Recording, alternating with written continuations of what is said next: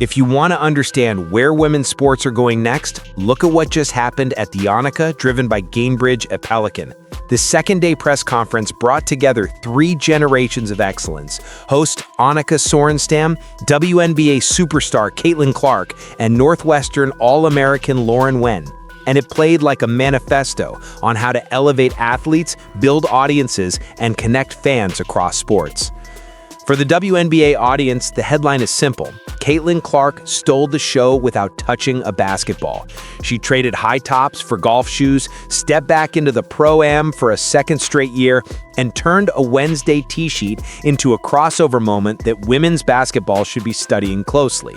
Not because it was glitzy, but because every part of the event was designed to give athletes the stage they've earned.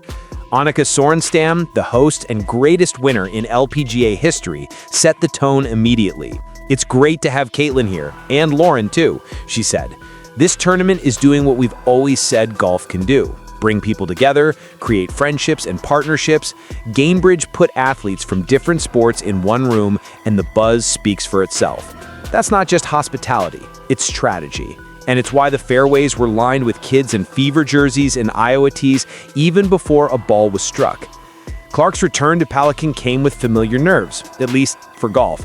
"People always ask, what makes me more nervous, this or basketball?" she said with a laugh. "It's this, not even close." That honesty landed because it's a reminder of how elite athletes chase discomfort. Golf isn't her lane, she knows that, but she wanted the challenge. Anytime you get to be out here and see these women do what they do really well, it's inspiring, it's fun. This isn't the environment I'm usually in, so it's a challenge and something fun I love that I get to do. On the course, the day was classic Caitlin. A little messy off the tee early, as she admitted herself, then a quick adjustment and a signature moment, burying a long putt on 10 just when the energy needed a jolt. Off the course, her Q&A showed why she's become a face of women's basketball, poised, relaxed, and always pointing the spotlight back to the athletes around her. She played her back nine with Lauren Nguyen, the Gainbridge sponsor invite, who's making her LPGA debut and who happens to be Clark's personal pick for the exemption. "It really doesn't get much better than that," Nguyen said. "I was nervous, but Caitlin and her teammates made it easy. We had a blast. We hit some good shots, made some birdies. What more could you ask for?" Clark's perspective made the invite even clearer. Anytime you can offer somebody an opportunity to fulfill a lifelong dream, that's special. It meant a lot to more than just her family, her coaches, everyone. After 9 holes with her, she's just a tremendous person. That's what you want in these situations. For Fever fans, there were familiar faces keeping it light and human. Teammate Lexi Hall and Mercury guard Sophie Cunningham, they've become friends through Team USA camps and W Circles, donned caddy bibs and brought the bench energy vibe to the fairways. "I was hanging out with both of them last night. I was in my little villa like, Sophie, go grab that club. I want to see your swing." It was actually a lot better than I was expecting. On the 10th tee, a celebrity shot sequence turned into pure comedy. NASCAR driver Carson Hocevar smoked one. Ryan Scurry unleashed a big swing. Sophie clipped a fan on a mishit and sprinted over to make it right. Lexi topped one, and the whole group turned a glitch into a memory. It was the off-day energy you love to see. Competitors competing, laughing, and letting fans in. The event wasn't just about play, it was about platform. Gainbridge unveiled a kids-designed shoe program called Kicks for a Cause, with children from a local pediatric hospital creating custom designs for shoes that will be auctioned to support charity. Clark and Sorenstam met the kids on the 18th, took photos, signed, and brought genuine warmth into a space that often feels corporate. Then came the grants. As part of Gainbridge Assists, the company announced 32 community grants and surprised the room with 2 more on the dais, $22,000 to the Caitlin Clark Foundation, a nod to her jersey number, and $5,000 to Nguyen's Duck Foundation, which runs a junior tournament in Seattle and uses golf to give back to kids in her community. That's a model the W should be lifting. Visibility, value, and community in one place.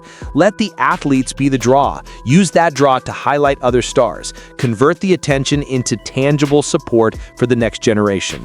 It's not revolutionary, it's just rarely executed with this level of coordination. You could hear it in the way players talked about each other. Clark lit up talking about Korda, not just as #1 in the world, but as another Nike athlete who's built her own signature line. She said, "Last year I was asking her about her shoes. It's been cool to watch over the course of the last year. She put in a lot of time to create her own PE that's unique to her.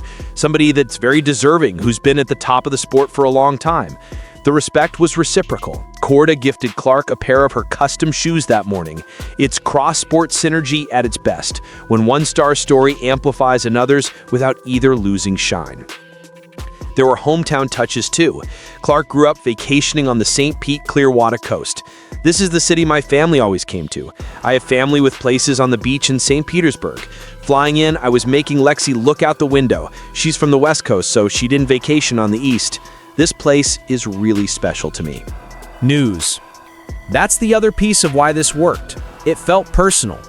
When a local official asked if Clark and her teammates got to explore, she didn't fake it. "I got in late and I'm leaving after this," she said. "But I've been here many times and it makes it even more fun coming back." In an era where athletes are asked to be everywhere at once, honest answers resonate. For those wondering about the competitive switch flipping again, Clark's answer was textbook W. These are the things that you love, being competitive. "Even when I go out and play with family or friends, you make it competitive. I probably wouldn't play golf if I didn't feel those competitive juices flowing." When asked if there's anything from golf she applies on the court, her answer hit like a film session takeaway. In basketball, if something's not going your way, you've got 4 teammates on the court you can lean on. In golf, you've got to figure it out. It's only you. That mental challenge, how you respond when something doesn't go your way, is what I enjoy. Basketball has that too, but this is such an individual sport. I like that challenge. And if you want the shot of the day, it was that putt on 10. She said, "It was long, like 35 feet. It's pretty thrilling, especially when you don't make as many good shots in golf as you do in basketball. That one was pretty nice." The clip hit social feeds before she was off the green. A long roll, center cup, big grin, and a walk-off pickup that looked suspiciously like the Logo 3 swagger Fever fans know by heart. Beyond the headlines, the press conference made 3 things clear for the WNBA audience. 1. Crossover matters. The LPGA designed a week around Clark and wove it seamlessly into their storylines. She wasn't a gimmick, she was a gateway. Nelly and Annika still anchored the event. Lauren Wen's debut still meant everything to her family. But the tour recognized that one of the biggest names in women's sports can bring audiences who stay. That's a blueprint for the W. Treat fans from other sports like future season ticket holders, not tourists. 2. Context wins. Everyone in the room put the focus on growth. Sorenstam talked about the next generation and marveled at the way women's sports are in good hands. Wen, who's been living in the Bel Air community for a month to prepare, thanked members who gave her access to practice and a place to stay, because turning pro often means you're suddenly paying for everything yourself. It was a reminder that behind the gloss, there's a grind, and brands that want to be part of the story are writing checks, not just press releases. 3. This is how you build stars. You let them be themselves. Clark didn't pretend to be a scratch golfer. She made fun of her misses, praised others, and told stories the WNBA audience will love, like peer pressure testing Sophie's swing in a villa the night before. The event didn't try to make her anything other than what she is: a great basketball player, a decent amateur golfer, and a magnet for people who want to feel part of something bigger. Now zoom out and think about what that means when the Fever open 2025. The building will be full, the cameras will be there, the schedule will be loaded with national windows. Indiana doesn't just need moments, it needs wins. The league doesn't just need storylines, it needs structure. Charter travel is a start, balanced promotion is next. If the W builds weekends like Pelican did, anchor stars, rising names, community impact, and clear broadcast plans, the league can turn the surge into sleep habits. Sunday isn't accidental anymore, it's appointment. There's also a defensive lesson. Protect your players while you elevate them. Golf has rope lines, basketball has bodies. The W's officiating groups took steps late last season to set tone on physicality. Set it earlier next year. Make clear what's basketball and what's beyond. No one is asking for a bubble around anyone, but stars need room to be stars for the league to grow. Before we wrap, it's worth flagging the details that made this presser more than fluff. Lauren Wen didn't just get an invite, she used it as fuel. After turning pro, she candidly talked about the financial shock, pulling money from her own pocket for travel, not having a place to stay or practice, even for a media day. Members of Bel Air stepped up, offered housing and course access, a cosmetics brand came on board, the GM helped make connections, and then she took that opportunity and stayed in town for a month to prepare. If you've ever wanted to see what Pathway looks like beyond a hashtag, rewind her answer and watch how a local community can change a career's trajectory. News. Gainbridge didn't just say parity, they wrote checks. They expanded their assists program to fund local nonprofits helping women through sport and education. They used kids art to raise more money. They put enough thought into it to make the numbers meaningful, $22,000 for number 22, and then used the press conference to spread the model. That's how corporate partnership earns the attention it asks for. Clark didn't come at this from above. She was in her lane, on a different surface, saying exactly what women's sports have needed to say for a decade. It's always cool to see how many people come out to support, not just me, but women's sports in general. We're in a very exciting time. More viewership, more tickets, more merchandise. I've always been a fan of women's sports. I grew up playing all of them. So even if this isn't my main sport, and I'm not that great at it, people still want to be out here. They meet these golfers. They stay for the weekend. They support these women. You don't take that for granted. That's the part that sticks. It wasn't about Caitlin Clark versus anyone.